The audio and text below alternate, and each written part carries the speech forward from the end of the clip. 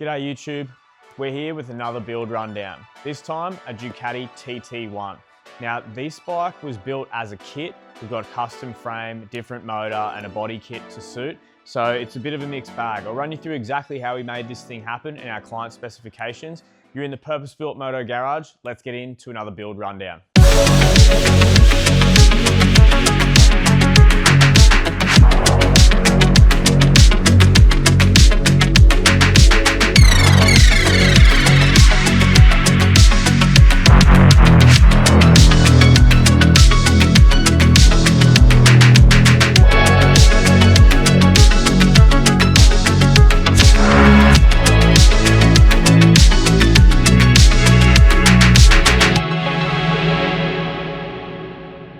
So the Ducati TT1 was an endurance racer from the early 80s. Started in 83, I think went to 85 or 86 after the TT2. So the TT2 had a little bit smaller engine. It was running the 600cc, then they bumped it up to a 750cc. These things were absolutely prolific. They had an awesome style, very Ducati of the era.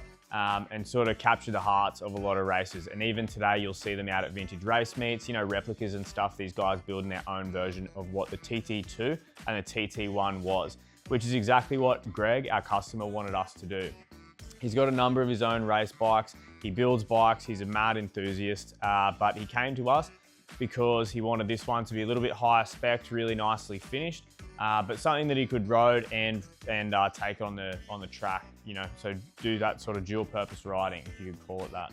What we got delivered was a rolling chassis that was sort of set up, a nice fiberglass tank made by Warren Cooper, and a fiberglass body kit to make all of this work. So he basically dropped us a bunch of parts, said, make me a TT1, call you when you finish. So we had to get, firstly researching, and then we had to get to work. Now, what we had to work from was a near 10-year-old Motorcycle Trader magazine. He bought me this with a post-it note right here, showed me that photo, and he says, I want mine to look like that. Now, we've made a few different changes and updates to this bike. According to, you know, Greg's style, he wanted the gold wheels and a few other different things done, but predominantly, this is what we worked from, which was a bit different considering I don't normally draw anything and we just sort of make it up as we go, but it was fun nonetheless. Let's get into how we made it happen. We started by mounting the engine in the frame. So this is a chromoly steel frame that comes out of New Zealand. I forget the name of the business. They're super popular with Ducati race guys, make these beautiful, nice light frames. So we had that.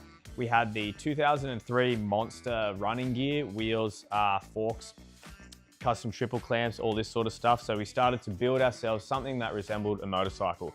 What came next was fitting up the carburetor system. So the original TT1s had the two heads that were alike. So both of the carburetors came and faced backwards out the right-hand side of the bike. This being a later model engine, it's a DS1000 from like the GT1000 series, or a little bit earlier they made the, so both of the carburetors or the throttle bodies face into the middle. So you have your vertical and horizontal cylinder, your throttle bodies sitting here. We had to figure out how to make some big FCR 41 carburetors fit in the space underneath the tank, work right and look good. So that was probably one of the first things we done before we started to really mount the body and make all of our bracketry, get the tank involved and all that sort of stuff. The intake plenums are a little bit long, and if you sneak up over here, you can sort of just see them down in the side there. You have to get a pretty close-in shot. So we've got the vertical cylinder there, and then on this side of the bike, you can check out the vertical cylinder. And then we've mounted a set of DNA filters up the front there. So with this setup, we've got both of our carburetors mounted together. The throttles are linked up. We've sort of made some custom bracketry for the choke pulls and the throttle cables, all that sort of stuff worked nicely. So there was a lot of sort of back and forth in making this function right, making it accessible so you can tune it, and also replace your filters, all that sort of stuff, because there's not that much room. This is a very skinny frame with a pretty large motor in it. That said, once we had that done and then on the test rides, it's actually sort of created this really nice intake noise. So in the cockpit, you've got this big windscreen and that intake noise from those pod filters just sort of like bellows up through the cockpit to you. So you can really, like when this engine is sucking, you got it wide open throttle, it sounds incredible. Once we had that mounted up and our sort of like brackets laid out, we started to mount the body. Now, this presented a number of problems.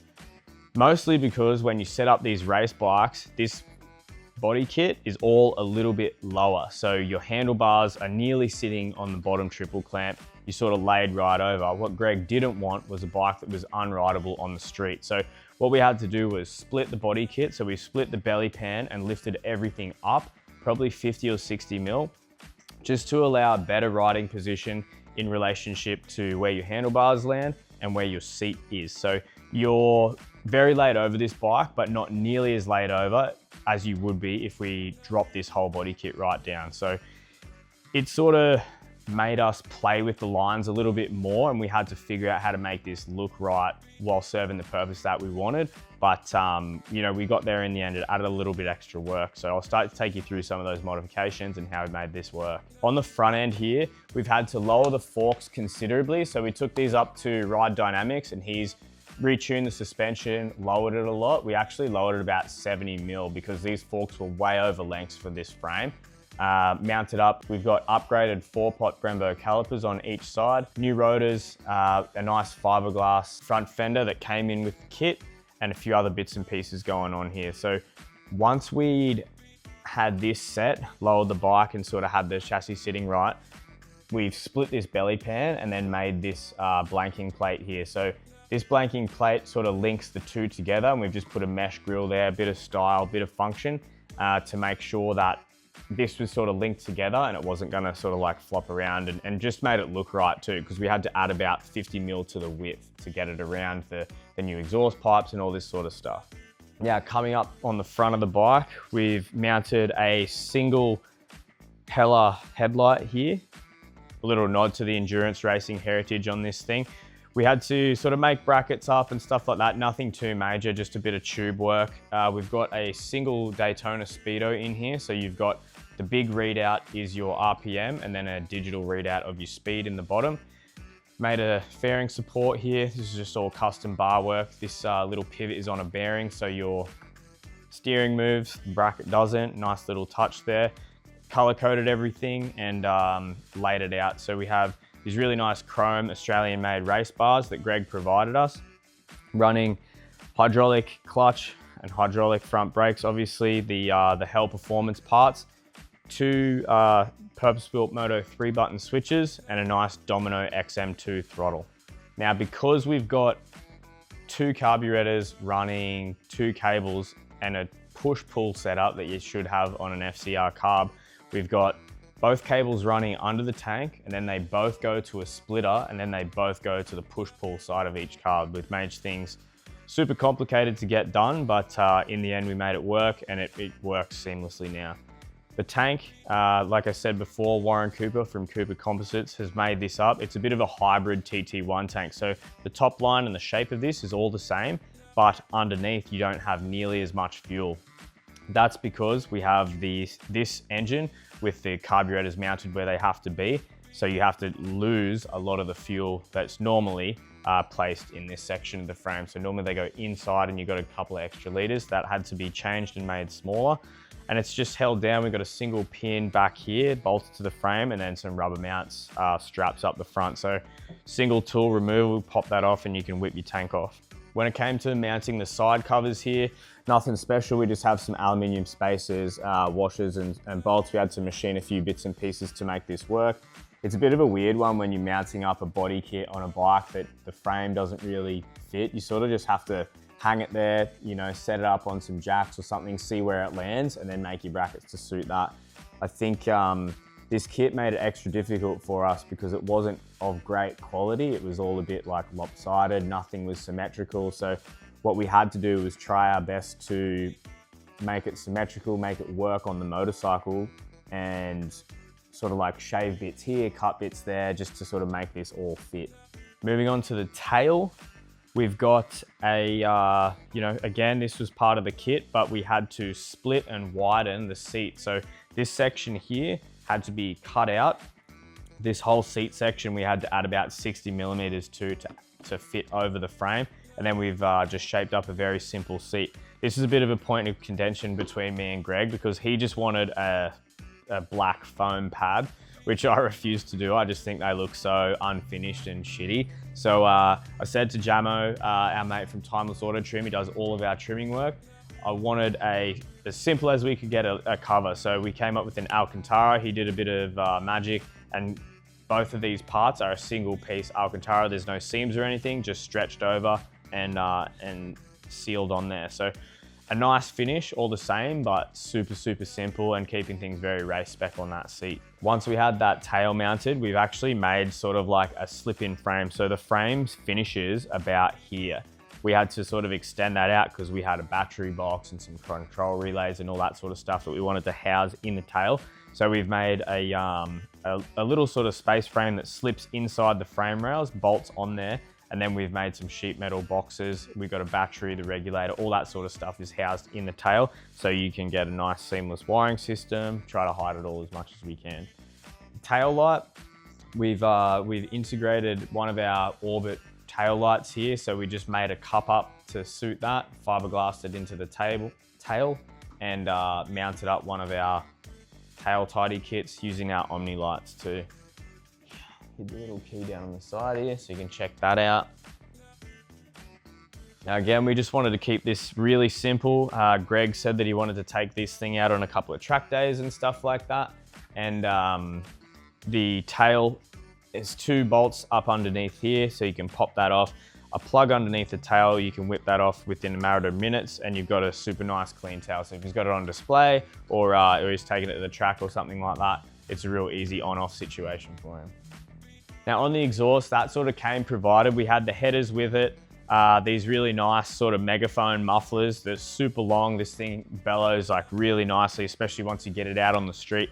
So all we had to do was fit this up. We made a few modifications here, had the whole system ceramic coated and made up these nice alley brackets. So again, just trying to stick pretty stringently to that 80s endurance racer sort of style. Made up some sheet metal brackets, put some dimples in them for speed and rigidity, and that was all she wrote. The rear wheel, front wheel, rotors, everything has gotten color-coded gold. That's one of the deviations from our plan from Greg is he wanted polished forks and then to gold out these wheels.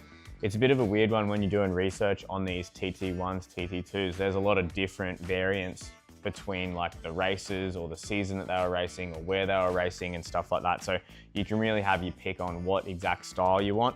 This is the one that he wanted. I think you can't really go past the vintage Ducati with gold wheels. It just makes sense. Now, when it came time for the paint job, we had everything pretty much sorted out, stripped this thing down, sent that magazine to Justin from Top Bang Classics, and he turned us out this picture perfect paint job. So he's really great with sort of like eyeballing colors. He just mixes these blues and reds by eye and absolutely nailed the brief. So again, Justin, nailed it, mate. Thank you very much. We got this bike back together. I've been sort of slowly test riding it and working out a few kinks on it, getting the tune right on it, and it's just about ready to go back to the owner. So I'm gonna give this thing a start now, take you guys out for a little test ride or throw the GoPro on or whatever, so you can enjoy a bit of the Ducati screaming down the street. Thanks very much for watching, guys. Make sure you let us know what you reckon in the comments, and we'll see you on the next one.